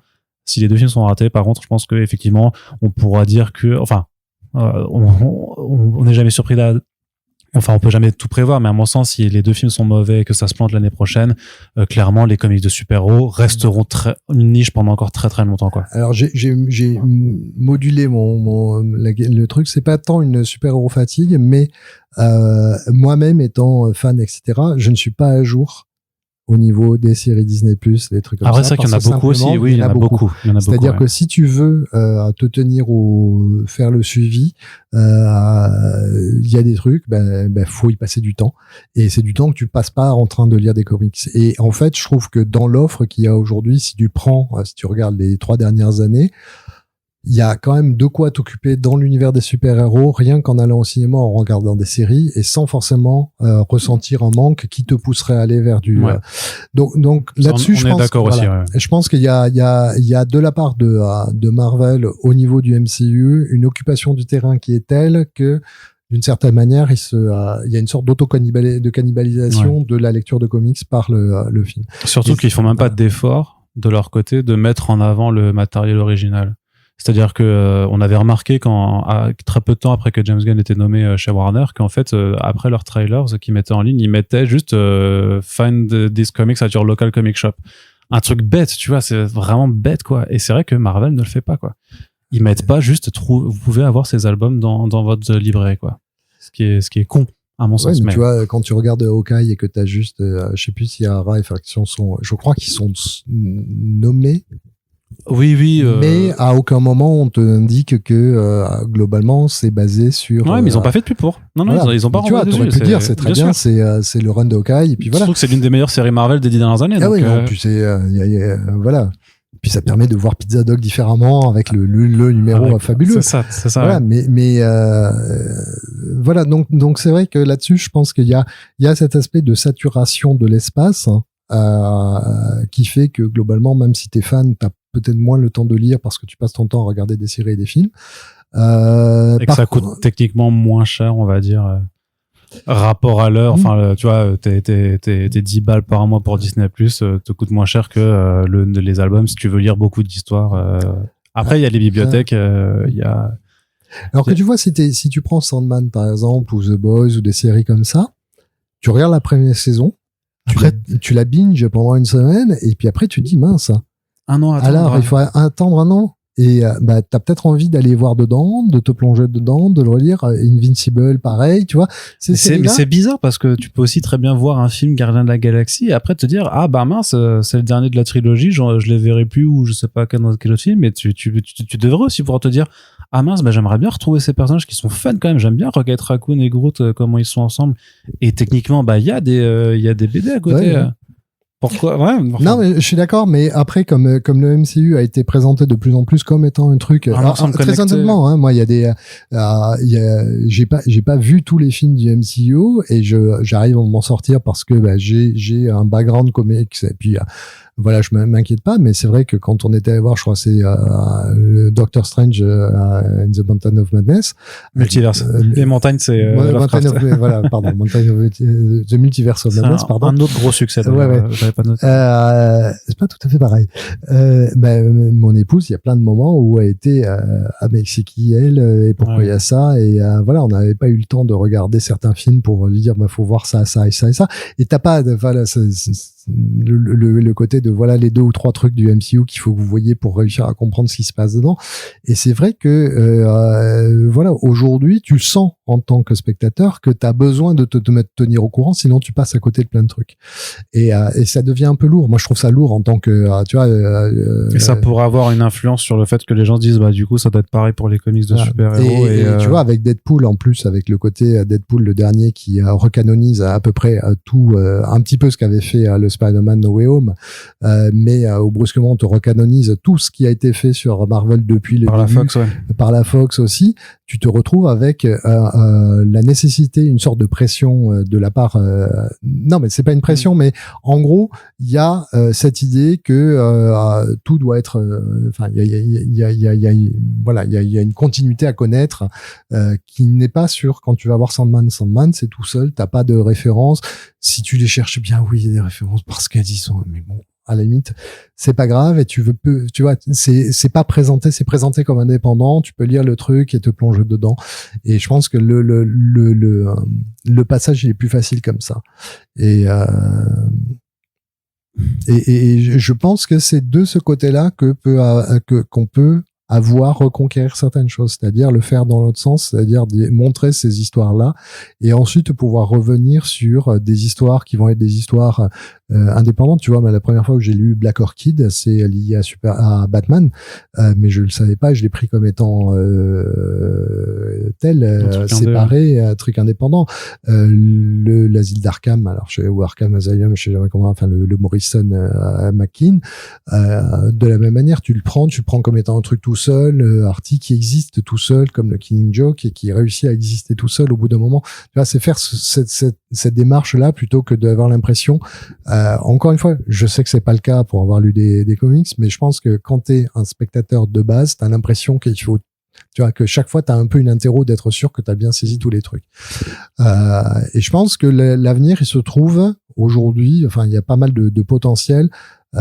Soit dans ce que fait donc j'ai Urban avec le côté nomade, c'est-à-dire je vous constitue un point d'entrée facile, sélectionné, avec de qualité et à un prix accessible, comme ça c'est pas inquiétant. Est-ce qu'il faut donc que Panini suive l'exemple aussi alors? Il faudrait, mais d'une manière un petit peu plus poussée. Pour toi, il faut plus ambitieuse. Ouais. Tu vois,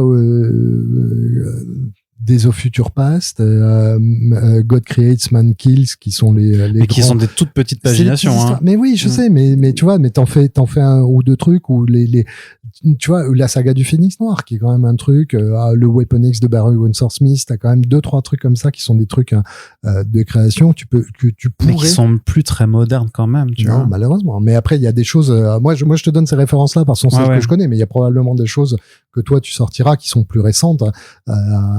Voilà. Et je pense qu'il y a vraiment le truc de se dire, il y a une narration spécifique en comics qui est pas du graphic novel tel qu'on l'entend, qui est plus comme The Nice House on the Lake, comme Department of Truth, comme je vais pas sortir que du James Tynion Ford, mais comme ce que fait Jeff Lemire, tu vois, des choses comme ça. C'est The Bonheur Cart, c'est ça? Ouais, le mythe de l'ossuaire. Le mythe de l'ossuaire, voilà. Donc ces choses-là, Black Hammer ou des choses comme ça, où tu as des choses qui sont intelligentes, qui ont powers, qui fonctionnent sur à la fois l'intégration d'une narration épisodique en local et puis dans un truc plus global. Il y a quelque chose de très particulier dans cette écriture-là, très efficace aussi, hein, parce qu'ils savent y faire, ils savent montrer les trucs. Et là, il y a quelque chose qui marche bien, qui est en plus très Netflix compatible ou qui correspond à des choses à la Netflix. Tu vois, t'as un pitch, t'as un truc qui t'accroche. Et là, je pense qu'il y a quelque chose qui est très spécifique aux comics que tu peux pas trouver ailleurs et qui peut. Voilà, moi, c'est pour ça que je lis du comics. Hein, c'est ça qui me plaît. C'est quand je vais lire 100 Bullets, Fables, c'est parce que j'ai ces choses-là. Sandman, voilà,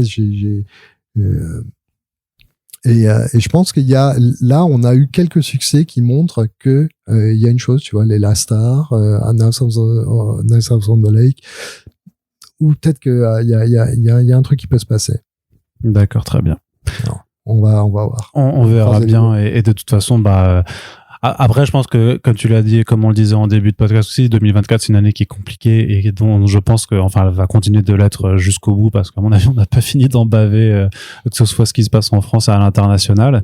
Mais on pourra voir, à la limite, si d'autres succès se dégagent et comment, s'installe aussi, la collection de Marvel Poche de Panini sur le long terme, puisqu'on aura quand même plus de recul, d'ici le prochain FIBD quand GFK fera son autre rapport, et où peut-être on pourra rediscuter aussi de comment ça s'est passé le reste de 2024, mais donc sans être rassuriste, tu es quand même plutôt optimiste. Oui, c'est vraiment, je trouve, c'est une année, comme tu dis, c'est une année de transition. On a passé des années, ça c'est vraiment le mot à retenir. On est sur une année où the new normal, quoi. Les the new normal, les cartes sont rebattues, et c'est justement pour ça que ces nouvelles initiatives, je trouve, elles sont très encourageantes, que les éditeurs se posent des questions sur le format, que ce soit expérimenter en grand ou faire du poche pour faire rentrer, redonner une autre vie, redonner une autre porte d'entrée. Moi, je trouve que ce sont des démarches qui sont très intéressantes. Maintenant, la question, c'est comment réussir à pivoter, à construire aussi sur le fait qu'ils sont bien implantés dans les librairies spécialisées. Donc ça, c'est une possibilité. Comment est-ce qu'on peut réussir à regagner ensuite ce mainstream? Comment on peut, voilà, on a perdu un petit peu cet aspect-là. Est-ce qu'il était trompeur entre le succès passé de Walking Dead et les opérations petit prix? Peut-être, mais se dire, voilà, on a cette capacité, et il faut se dire que la librairie, voilà, on parle beaucoup de GSA et de la capacité à arroser large, mais la librairie spécialisée, c'est quand même le lieu de création de tous les grands succès d'édition de ces dernières années. Le Monde sans fin, ça commence dans la librairie et uniquement en librairie spécialisée. On dit souvent, c'est les libraires les meilleurs. L'Arabe du futur, c'est pareil, ce sont des choses, ça commence pas, ça vend pas en Fnac, ça vend pas, c'est pas là-bas que ça va se vendre tout seul parce que quelqu'un le voit et dit c'est chouette. Non, c'est parce qu'il y a des gens qui viennent, qui demandent leurs conseils aux libraires, les libraires qui conseillent. Donc voilà, c'est le libraire, le meilleur vendeur d'un livre, c'est toujours le libraire. Hein. Ça va être travailler avec les libraires, s'assurer là-dessus, trouver des bons moyens d'attraper les gens, avec ce risque qu'on est sur des pitchs, donc c'est moins facile de les avoir sur des séries, mais on a aujourd'hui cette possibilité-là, on a des succès qui permettent de construire, et puis faut construire là-dessus, et voilà, c'est une nouvelle ère qui s'ouvre. une nouvelle ère qui s'ouvre et dont on suivra les développements, bien entendu, dans le futur, puisque, sauf si tu décides de ne plus revenir, je pense que tu reviendras évidemment dans First Sprint. Merci beaucoup, Xavier Gilbert, de m'avoir encore accordé de ton temps.